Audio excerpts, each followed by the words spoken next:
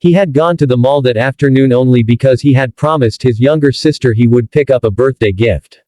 It wasn't the kind of place he lingered in, crowded, buzzing with music and chatter, full of shops that smelled of perfume and polished glass. He was already thinking about how quickly he could be in and out, gift bag in hand, when he saw her.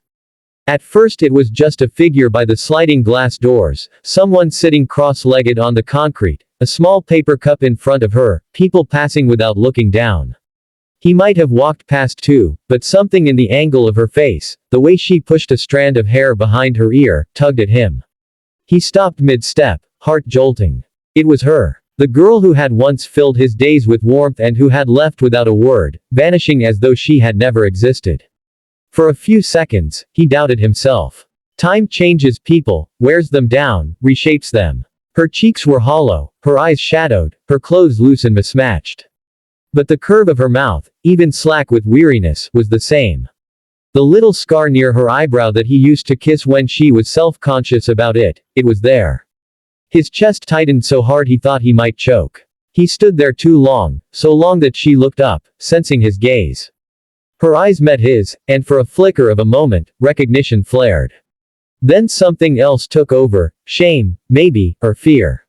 She dropped her gaze and adjusted the cup in front of her as though it had always been the only thing she cared about. He felt dizzy. The questions that had haunted him years ago rushed back. Why had she left? Where had she gone? Had he done something? Had she ever loved him at all? And now, why was she here, like this, when once she had dreamed so loudly of the future? People brushed past, irritated at the way he blocked the entrance.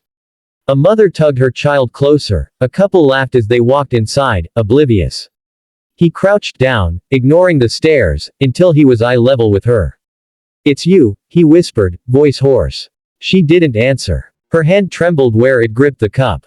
He noticed her nails, bitten down, dirt under them, and his throat tightened further. "I thought you were gone forever," he said. Still no reply. She only shook her head faintly, as if trying to erase him from her vision.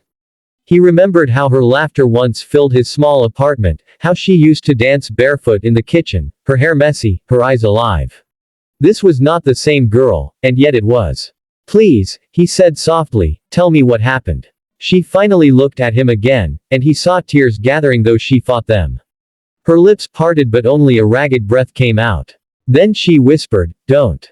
Please don't talk to me here." Her voice cracked like dry wood snapping. He wanted to pull her to her feet, take her somewhere safe, somewhere warm. But he hesitated. He remembered the night she vanished. One evening she had been in his arms, promising forever, and the next morning she was gone, leaving behind only the faint smell of her perfume on his pillow. No note, no call, no trace. He had searched, asked mutual friends, even filed a report. Nothing. It was as though she had chosen to be erased from his life. And now fate had placed her in front of him, broken and begging. He reached into his wallet and placed a few bills in her cup. She stared at them as if they were foreign objects. "I don't want your money," she whispered. "Then tell me what you do want," he urged. Her hands tightened in her lap. "I want you to forget me again," she said, barely audible. His chest ached. "I tried. For years. But I couldn't." Something flickered in her eyes, pain, longing, regret, but she looked away. A security guard hovered nearby, eyeing them. The world around them moved on, impatient with their frozen moment. He realized he couldn't force her to speak, couldn't demand an explanation she wasn't ready to give. "Will you let me help you?" he asked. His voice shook. "Just a meal. Just some place warm. You don't owe me anything." She hesitated. He saw her battling something inside, a wall she had built long ago. Finally, she gave the smallest nod. He rose and offered his hand. She didn't take it, but she stood, moving stiffly, and followed him inside. They walked in silence past shining displays and bright advertisements that made the contrast between her and everyone else unbearable. People stared, some with pity, some with disdain. He led her to a quiet cafe tucked in a corner, ordered food without asking her preference, anything would be better than nothing. When the plates arrived, steaming and fragrant, she ate with small, cautious bites, as if afraid it might be taken away. He watched, his chest tightening at every motion. When she slowed, he asked again, "Where did you go?" Why did you leave? She put down her fork, eyes fixed on the table. Minutes passed before she spoke. I was scared, she said at last. Not of you. Of myself. Of how much I wanted everything with you. And then something happened, family, debts, things I couldn't pull you into. So I ran. I thought I could fix it alone. But it swallowed me. Her voice faltered. By the time I realized, it was too late to come back. He swallowed hard. Anger, sadness, relief all tangled inside him. You should have trusted me, he said quietly. She nodded, tears slipping down her cheeks. I know. I ruined everything. He reached across the table and covered her trembling hand with his. You're here now. She flinched, then let her hand rest under his. I don't deserve kindness from you. Maybe not, he admitted. But I can't walk away again.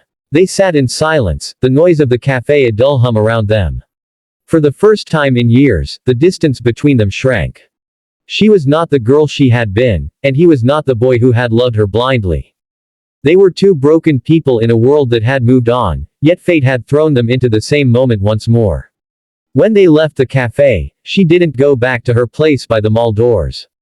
She walked beside him, slowly, uncertainly, as though each step might vanish beneath her. He didn't know what tomorrow would hold, whether she would disappear again, or whether he could forgive fully. But as they stepped into the fading light of the evening, he knew he wouldn't let her face the night alone.